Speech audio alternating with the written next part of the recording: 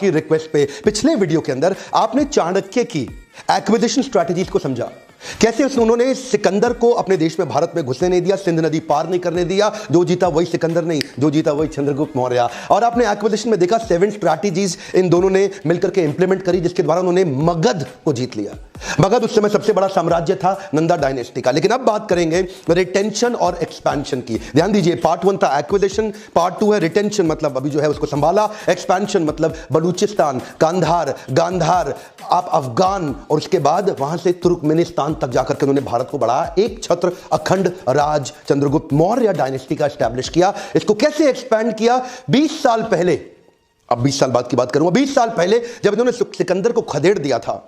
सिकंदर की मृत्यु के बाद सेल्यूकस जो पहले प्रधानमंत्री था वो राजा हो चुका था। उसने ईरान, मिस्र और पूरे अरब जगत को रौंद डाला था। लड़ते हुए, जीतते हुए 20 साल के बाद उसने सोचा अब मैं अफगान आकर के काबुल, कांधार को पूरी तरह कंट्रोल करता हूं, ताकतवर हो चुका हूं। 20 साल पहले हम लोग आए थे यहां पे, वापस लौट गए थे थक के, हार के, लेकिन अब तो भारत को ऐसे लूट लूंगा, खत्म कर दूंगा। धन की कमी थी उसके पास, सोचा क्यों ना भारत पे फिर अटैक किया जाए और भारत को रौंद दे, लेकिन जानता नहीं था अब वो भारत नहीं रहा। ये विभाजित टुकड़ों में, यह विभाजित टुकड़ों में बटा हुआ भारत नहीं था। अब तो चंद्रगुप्त मौर्य नाम का शेर यहां रहता था, जो एक छत्र अखंड भारत को लीड करता था। सेल्यूकस ने 3 लाख की पैदल सेना, हाथी घोड़े लेके भारत पे धावा बोल दिया, लेकिन चंद्रगुप्त के पास चाणक्य थे। चाणक्य की गाइडेंस में युद्ध शास्त्र में एक्सपर्ट हुए लोग जो इतने अलर्ट और ताकतवर थे, अब शराब के नशे में नहीं थे नंदास की तरह। अब उन्होंने ऐसा खदेड़ा इनको, ऐसा खदेड़ा और इतना हेवी अटैक किया वापस, ये थकी हुई सेना उनके सामने बहुत तेजी से हारने लगी। इतना कत्लेआम हुआ, इन्होंने बर्बाद कर दिया। वहीं सेल्यूकस समझ गया अब सरेंडर करना ठीक है, नहीं तो जिंदा बचना संभव नहीं रहेगा। चाणक्य भी यही चाहते थे कि सेल्यूकस सरेंडर कर दे। सेल्यूकस सरेंडर किया तो चाणक्य ने कहा 2 नियम हैं, 2 शर्तों पे तुम्हें छोड़ा जाएगा। पहला क्या? कांधार, गांधार, बलूचिस्तान, तुर्कमेनिस्तान तक जितना भी अफगान का राज तुमने किया है वो सब अब मौर्य डायनेस्टी में आ जाएगा। वो मान गया। और दूसरा, तुम्हारी पुत्री हेलेन का विवाह चंद्रगुप्त मौर्य के साथ होगा और तुम्हारी पुत्री से उत्पन्न संतान उत्तराधिकारी नहीं बन सकेगी। ध्यान दीजिएगा, इन्होंने क्या बोला? क्योंकि तुम विदेशी मूल के हो और विदेशी नागरिक होने के कारण तुम्हारी भारत के प्रति वो निष्ठा नहीं हो सकती, तो हेलेन का विवाह तो होगा लेकिन पुत्र उत्तराधिकारी नहीं बन सकेगा। और ये 2 शर्तें जब रखी तो चंद्रगुप्त मौर्य वापस आए और आचार्य से पूछे, आचार्य क्या कारण है कि मैं क्यों हेलेन से विवाह करूं? ये हेलेन से विवाह करके हमारा क्या फायदा होने वाला है? तभी चाणक्य पंडित ने कहा, ये लेसन सुनिएगा जरा ध्यान से, कहा कि समस्या को खत्म नहीं करना, जड़ से खत्म करना है। चंद्रगुप्त सोचने लगे जड़ से कैसे खत्म होगी? तो आचार्य चाणक्य चंद्रगुप्त को लेकर अपने साथ में बाहर जंगल में चले गए और वहां पे कांटों के पौधे के ऊपर से चलने को बोला। चंद्रगुप्त को और चाणक्य को कांटा चुभा। इन्होंने क्या कहा कि ऐसा क्या करें कि कांटा चुभे नहीं? तो चंद्रगुप्त बोले कि इस कांटों की झाड़ी को उखाड़ दो। चाणक्य बोले रुको। चाणक्य एक मीठी लस्सी, एक मीठा मट्ठा लेकर के आए और उसके बाद उन्होंने उस कांटों के पौधों की जड़ों में डाल दिया। चंद्रगुप्त हैरान होकर देखने लगे, गुरुदेव ये क्या कर रहे हैं? ये मीठा मट्ठा डालने से ये जड़ से कैसे खत्म होगा? वहीं चाणक्य पंडित बोले, जैसे ही मीठी लस्सी आएगी इसके बाद चींटियों का अटैक पड़ जाएगा इनकी जड़ों पे और जड़ों तक जाकर के उस मट्ठे को चाटने और खाने के लिए चींटियां खत्म कर देंगी, इसकी जड़ों को उखाड़ के बर्बाद कर देंगी और ये मृत हो जाएगा। ठीक उसी प्रकार एक बार तुमने हेलेन के साथ विवाह कर लिया तो ये जो यवन है ना, ये दोबारा अपने ही घर परिवार में अटैक करने नहीं आएंगे। ये जो बार बार 20-20 साल बाद आते हैं सिकंदर की संतानें, ये दोबारा नहीं आएंगी, इसलिए तुम उसकी पुत्री से विवाह कर लो, समस्या जड़ से समाप्त हो जाएगी। चाणक्य पंडित बहुत दूरदृष्टि रखते थे। इसको बोलते हैं एक विजनरी लीडर, जो कि बिहेवियर्स को समझते हैं और उनको प्रेडिक्ट करते हैं। और यही कारण है, अच्छा मेंटर हो आपको दुनिया में कोई हरा नहीं सकता। और इसके बाद मैं आपको 12 विजनरी मैनेजमेंट स्ट्रैटेजीज देता हूं, एक एक करके ध्यान से सुनते जाइए। 12 वो स्ट्रैटेजीज जिनसे चाणक्य ने मेंटेन भी किया उस एक छत्र साम्राज्य को और उसके बाद एक्सपेंशन और किया।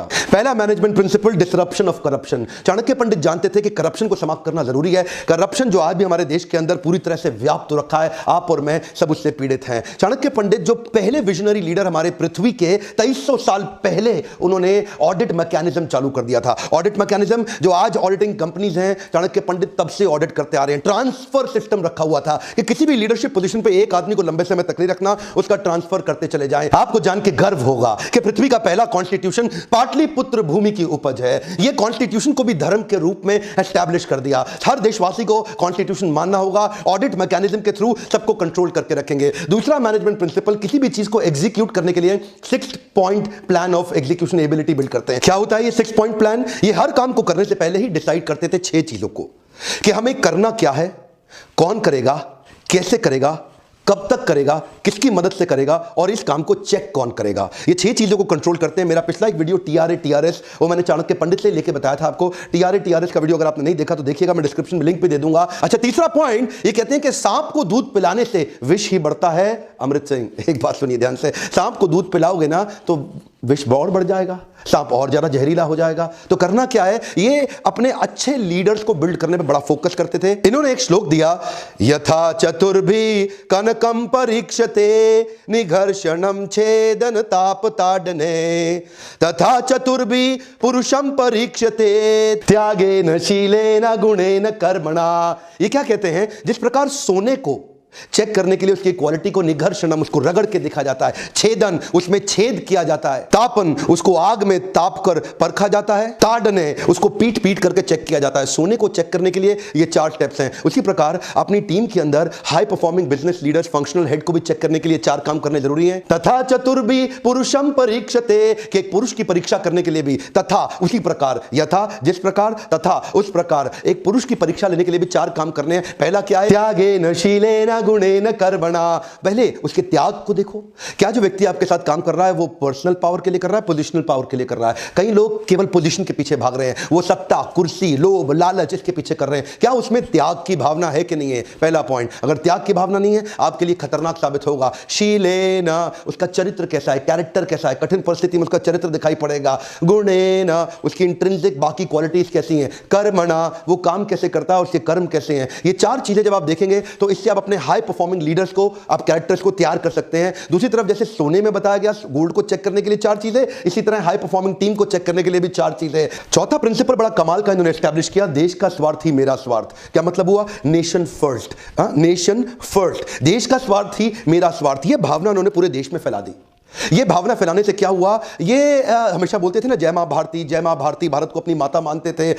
राष्ट्रवाद, राज्यवाद नहीं, ध्यान दीजिएगा, कम ऑन। आजकल के लीडर्स क्या कर रहे हैं, राज्यवाद, जातिवाद, धर्मवाद, लेकिन ये क्या करते थे, राष्ट्रवाद। देश को अगर एक करना है, पूरे देश को एक साथ जोड़ना है, तो वो नेशनलिज्म की फीलिंग इन्होंने एस्टैब्लिश कर दी। एक बार एक कहानी सुनाता हूं, बड़े कमाल की आपको। यूनानी राजदूत आचार्य चाणक्य से मिलने आए, और जब वो महल पहुंचे, चंद्रगुप्त मौर्य के महल पहुंच के उन्होंने पूछा कि मैं आचार्य चाणक्य से मिलना चाहता हूं, वो कहां रहते हैं, उनका कक्ष कहां है, उनका कमरा कहां है, उनका महल कहां है। तो सबने बताया कि वो तो नगर के बाहर रहते हैं। ये बोले नगर के बाहर? तो एक सैनिक उनको लेके गया, चाणक्य की कुटिया की तरफ लेके गया।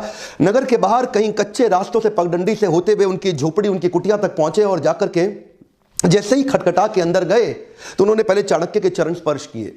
चरण स्पर्श करके उनको प्रणाम किया और बोला, आचार्य आप तो प्रधानमंत्री हैं, आप तो महामंत्री हैं, आपको तो चंद्रगुप्त किसी भी समय एक अलग महल बनवा के दे देंगे, तो आप इस कुटिया में क्यों रहते हैं? चाणक्य ने जो उत्तर दिया जान के बड़ा खुशी होगी आपको। चाणक्य कहते हैं, अगर देशवासियों की कड़ी मेहनत, पसीने, खून की कमाई के दम पे मैं महल में रहूंगा तो मेरे देश की जनता को कुटिया में ही रहना पड़ेगा। कम ऑन, ध्यान दीजिए, अगर आपके टैक्स के पैसे से मैं महल में रहा तो आपको कुटिया में रहने के लिए मजबूर होना पड़ेगा। इसलिए मैं कुटिया में रहता हूं ताकि अपने देश के दर्द को समझ सकूं। इसीलिए कहते हैं कंट्री फर्स्ट, देश के स्वार्थ में मेरा स्वार्थ। एक बार एक चीनी नागरिक इनसे मिलने गया, इनसे पर्सनल गाइडेंस लेने के लिए।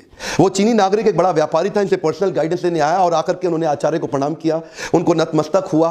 तो आचार्य उस समय कुछ लिख रहे थे, और उस समय जब लिख रहे थे तो उसको चीनी नागरिक को देख के उन्होंने प्रणाम किया उत्तर में। उसके बाद वहां 2 दिए पड़े थे, तेल के दिए होते थे ना उन दिनों को, बिजली लाइट वगैरह तो होती नहीं थी, शैंडलियर, तेल के दिए में एक दिए को बुझाया और दूसरा दिया जला दिया। तो वो चीनी नागरिक देख के हैरान हो गया, बोला लगता है यहाँ की कोई प्रथा है इस देश की, भारत की, कि जब कोई गेस्ट आएगा तो एक दिए को बुझाओ, दूसरा दिया जला दो। बोला गुरुदेव इस प्रथा के बारे में समझाइए। चाणक्य ने कहा ये कोई प्रथा नहीं है, वो जो पहला दिया था ना उसमें जो तेल था वो मेरे देश का तेल था, क्योंकि मैं देश के काम के लिए उसको इस्तेमाल कर रहा था और लिख रहा था और देश का काम इस समय कर रहा था। पर अब तुम मुझसे पर्सनल गाइडेंस लेने आए हो तो मैं देश के तेल को इस्तेमाल नहीं कर सकता दिया जलाने के लिए। ये मेरा पर्सनल तेल और मेरा निजी दिया है, इसको जला रहा हूं क्योंकि पर्सनल डिस्कशन हो रही है, इस समय देश के लिए नहीं हो रही। चाणक्य की बात सुन के, उनकी ईमानदारी और राष्ट्रनिष्ठा को देख के वो वही नतमस्तक हो गया, उनके चरण स्पर्श किए। चाणक्य ने इस प्रिंसिपल को एस्टैब्लिश कर दिया, कंट्री फर्स्ट, जिसके कारण देश दोबारा टूटा ही नहीं कभी। अगला प्रिंसिपल, बुद्धिमान इंसान गोपनीय ज्ञान को गोदाम में रखता है।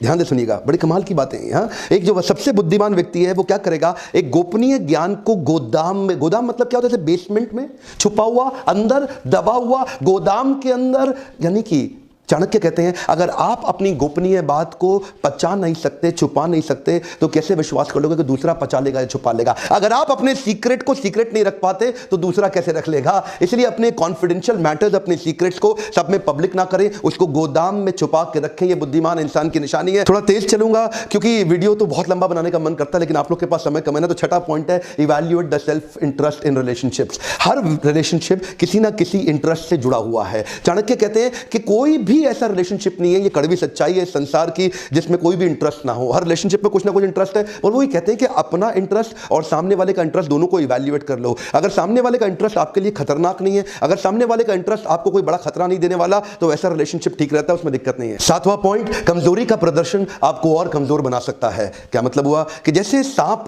जिसका भी जहर नहीं है उसको भी फुफकारना नहीं छोड़ना चाहिए, क्योंकि अगर सबको पता चल गया कि ये सांप जहरीला नहीं है तो उस सांप का बड़ा बुरा हाल किया जाएगा, उसको लोग बहुत तंग करेंगे।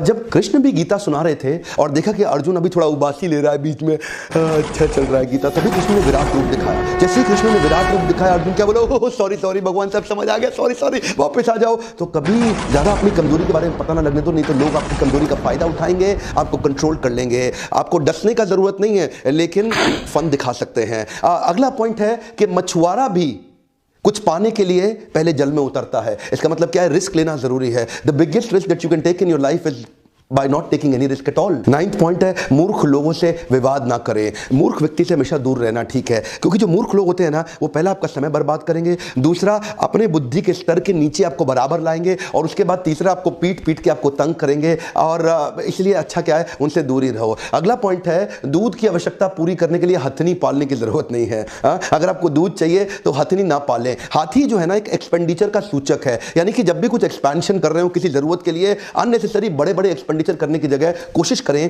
कि अपने आप को एकदम स्लिम एसेट लाइट रखें। आपने मेरा मॉडल सुना ना, फ्लाई लाइट, एसेट लाइट, ये चाणक्य पंडित ने उस समय सिखाया था कि जब भी एक्सपेंशन करना हो कोशिश करें कि कम धन के अंदर किया जा सके। हथनी के बिना ही दूध का भी अरेंजमेंट किया जा सकता है। जब आपको पेट्रोल भरवाना हो गाड़ी में तो आप पेट्रोल पंप नहीं खरीदते हैं। जब आपको घर में दूध 2 लीटर मंगाना हो तो आप 10 गाय नहीं खरीद लेते हैं। उसी प्रकार जब आपको एक्सपेंशन करना हो, जबरदस्ती अपने एसेट ना बिल्ड करें, फ्लाई लाइट। 11वां सूत्र है शराबी के हाथ में दूध का ग्लास भी शराबी समझा जाता है। क्या मतलब हुआ, जो बुरे लोग हैं ना, देखिए आप जहां काम करते हैं, अपने ऑफिस में अगर आप नौकरी करते हैं, तो कभी भी कामचोर आलसी लोगों के साथ दोस्ती ना रखें, नहीं तो आपका बॉस आपको कभी पसंद नहीं करेगा। ऐसे लोग जो नॉन प्रोडक्टिव हैं, ऐसे लोग जो कंपनी में पैरासाइट हैं, उनसे अपने आप को थोड़ा डिस्टेंस कर लें, क्योंकि जब भी बॉस आपको उनके साथ देखेगा तो आपको उनके जैसा ही समझेगा, भले ही आप कितने अच्छे, कितने इंटेलिजेंट क्यों ना हो। अपने इंप्रेशन को बनाए रखने के लिए ईमानदार लोगों से दोस्ती करें, क्योंकि बॉस को हमेशा अलर्ट और कमिटेड लोग ही पसंद आते हैं। और 12वां पॉइंट है quality enhancement. Chanakya quality enhancement पे बहुत जोर देते थे।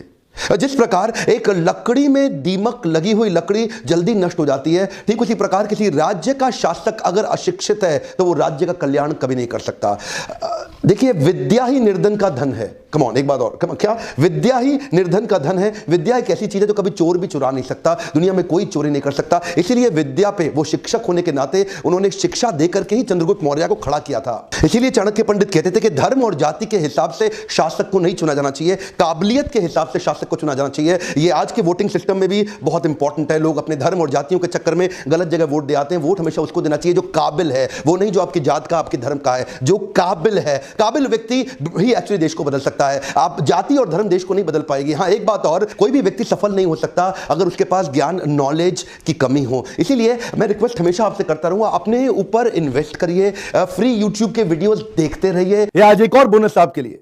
जिस प्रकार चंद्रगुप्त को चाणक्य की आवश्यकता थी, ऐसे ही आपको भी आपके जीवन में एक चाणक्य चाहिए, और एक नहीं कई चाणक्य मैं अपने साथ आपके लिए लेके आया।